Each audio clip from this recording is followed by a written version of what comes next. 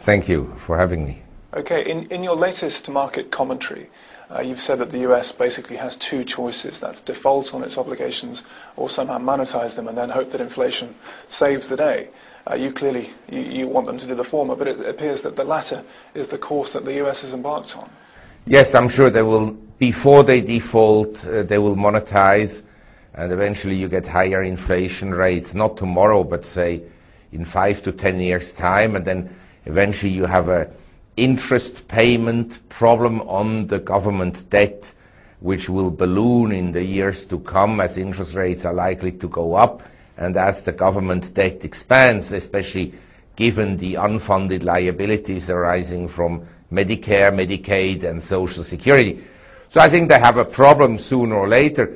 Now, they could, of course, do a dirty trick, and that's partial default, namely not pay the interest to foreigners, but continue to pay the interest on local treasury holders because they are held by Social Security and by state pension funds and so forth. So if they default altogether, it's a total collapse of the system.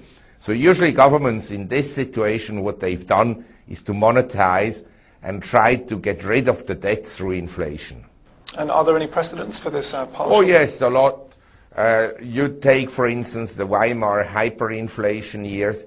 It was due largely because of the very high reparation payments Germans had to meet. And so each time the government debt or the obligations become burdensome, the way out is to monetize and to create inflation. In that context, are you dismayed by what we're seeing in the Eurozone at the moment? Well, not dismayed, because I think that all paper currencies will continue to lose their purchasing power as they have over the last 100 years or so.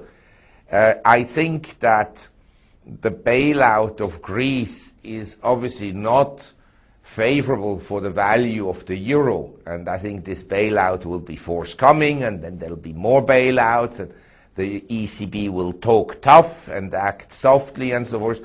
So over time, I think that all paper currencies will lose purchasing power, because nobody will want to have a very strong currency to start with, because then they lose some of their competitiveness, as they believe. I don't think so, but that's their belief among central bankers. And therefore, in the long run, the investor has to think very clearly, what asset class do I choose for the next 10 years? US government bonds or government bonds in general, or equities, or commodities, precious metals, or real estate, or collectibles, and so forth. And you've talked about the urgent need to return to some more rational monetary policy. In what sense is today's monetary policy irrational? Well, I can give you many examples, but basically artificially low interest rates created the credit bubble of the last few years, in other words 2001 to 2007, and the credit bubble then led to the housing bubble in the United States, and we know what the result is. And that was a consequence of artificially low interest rates. Now, after September 2007, the Fed again cut interest rates on the Fed fund rate essentially to zero, and that had some unpleasant and unintended consequences. As an example, before the rate cuts in September 2007, the oil price was at $75. And as you know, in the second half of 2007 and early 2008, global demand for industrial commodities, including oil, was diminishing already. It was still growing in emerging economies, but in the developed world not. But the oil price then still went up from $75 to $147. The result of this increase